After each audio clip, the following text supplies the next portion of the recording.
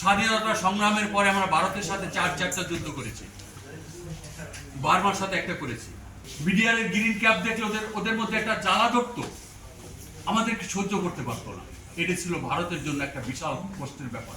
ড্রাইভারটা বিডিআর উপরে চাপিয়ে এটা একটা নাটকীয় শব্দ ব্যবহার করে বিডিআর বিদ্রোহ করেছে। আমি নিজেই জানি না আমি কেন জেল খেটেছি। প্রতি মাসে নজরদারিতে থাকতাম আমরা অলওয়েজ, আমাকে মুখে আমাদের টেপ লাগানো ছিল। আপনাদের মাধ্যমে 18 কোটি মানুষকে আমি এই বার্তাটা দিতে চাই। আমরা বিডিআর বাংলাদেশের একটা শ্রেষ্ঠ বাহিনী ছিলাম, শুধু বাংলাদেশের নয়, আমরা এশিয়া মহাদেশের মধ্যে একটা শ্রেষ্ঠ বাহিনী ছিলাম। এর পিছনে মূল কারণ আমাদের বাহিনীটাকে সেনাবাহিনীর সুকৌশল সুন্দর ট্রেনিং দ্বারা ট্রেনিং প্রাপ্ত হয়ে আমরা তাদের পরিচালনায় আমরা অগ্রগামী হচ্ছি। স্বাধীনতা সংগ্রামের পরে আমরা ভারতের সাথে চারটা যুদ্ধ করেছি, বার্মার সাথে একটা করেছি। আপনারা যদি প্রশ্ন করেন, আমি এটা সুনির্দিষ্ট দিন তারিখ বলতে পারবো না।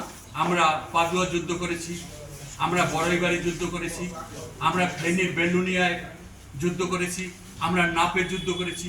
আমরা প্রতিটা যুদ্ধে বাংলার পতাকাকে উজ্জ্বল করে জয়ী হয়ে এসেছি। আমাদের বাংলাদেশের দুটা পদাতিক বাহিনী যা পৃথিবীর সমমানের, একটা বাংলাদেশ সেনাবাহিনী, একটা বিডিআর বাহিনী। যেহেতু বিডিআর বাহিনী সেনাবাহিনী কর্তৃক পরিচালিত, এই বাহিনীটা ভারতের একটা হৃদয়ের শুল হয়ে দাঁড়িয়েছে।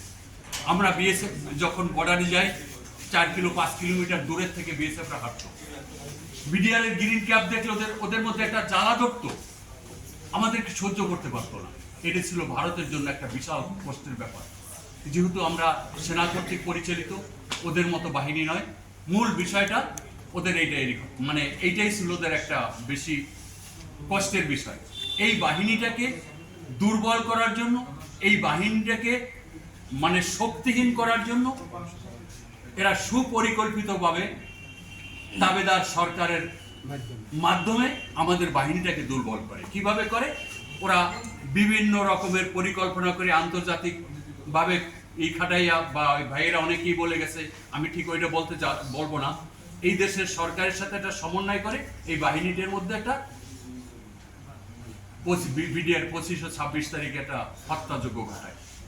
এই হত্যাযজ্ঞটা ঘটিয়ে বিডিআর এর উপরে এটা চাপিয়ে দিয়ে, ড্রাইভারটা বিডিআর উপরে চাপিয়ে এটা একটা নাটকীয় শব্দ ব্যবহার করে বিডিআর বিদ্রোহ করেছে। বিডিআর আদৌ বিদ্রোহ করেনি। বিডিআর ভালোবাসে, দেশকে ভালোবাসে। তো এইভাবে করে আমাদের বাহিনীটা কি হলো, 57 জন সেনা কর্মকর্তা মেরে সেনাবাহিনীটাকে ধ্বংস করে দিল। একই সাথে বিডিআর এর হত্যাযজ্ঞ হলো কোথায়? পিলখানাতে। তথাপি পিলখানাকে কেন্দ্র করে সমগ্র বাংলাদেশের যত মেধাবী সৈনিক, মেধাবী জেসিও, মেধাবী এনসিও, এদেরকে গণহারে গ্রেপ্তার করালো। গ্রেপ্তার করে তাদেরকে জেল জরিমানা দিয়ে জেলে রাখলো। আমরা 18,520 জন লোক চাকরিচ্যুত হলাম, বিভিন্ন মেয়াদে আমরা শাস্তি ভোগ করলাম। অথচ আমরা আদৌ কিছু জানি না। আমি নিজেই জানি না আমি কেন জেল খেটেছি। আমি আজ থেকে 1 মাস আগে আমার মুখ খুলে কথা বলতে পারতাম না। প্রতি মাসে 4টা প্রতিবেদন যত আমাদের জন্য এনেছে ডিজেপাই, পুলিশের গোয়েন্দা কি বলে ওটাকে, ডিবি, সিআইডি, 4টা। প্রতি মাসে নজরদারিতে থাকতাম আমরা অলওয়েজ, আমাকে মুখে আমাদের টেপ লাগানো ছিল, আমরা কথা বলতে পারিনি। এই জেনারেশন ছাত্র আন্দোলনে আমরা দ্বিতীয়বার আর একটা স্বাধীনতা পেয়ে আপনাদের মতো সাংবাদিকের সামনে কথা বলতে পারছি, আমাদের কষ্টের কথা বলতে পারছি।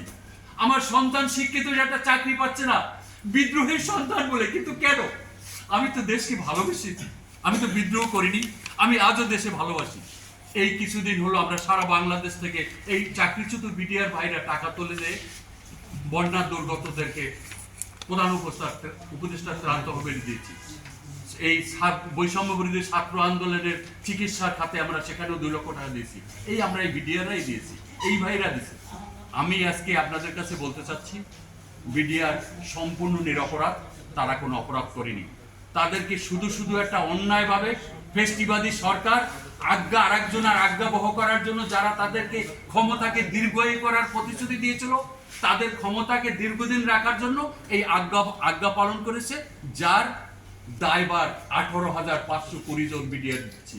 শুধু তাই নয়, এই বাহিনীটাকে বেদা শূন্য করে একটা ওই কি বলবো একটা সেই শুরু থেকে করে আছি, আজও নিবেদিত প্রাণ এই দেশের জন্য আমরা জীবন দেবো, আমরা ইতস্ত করবো না, আমরা দেশকে ভালোবাসি। এখন আমরা মুখ খুলতে পারতেছি, দেশ তথা জাতি সবাই জানতে পারতেছে না বিডিআর বিদ্রোহ নয়, এটা একটা পরিকল্পিত হত্যাযজ্ঞ ছিল। সেই হত্যাযজ্ঞর দায়ভারটা তার উপরে চাপিয়ে দিয়ে যারা হত্যাকারী তারা নির্বিঘ্নে আরামসে তারা রাজ্য পরিচালনা করতেছে।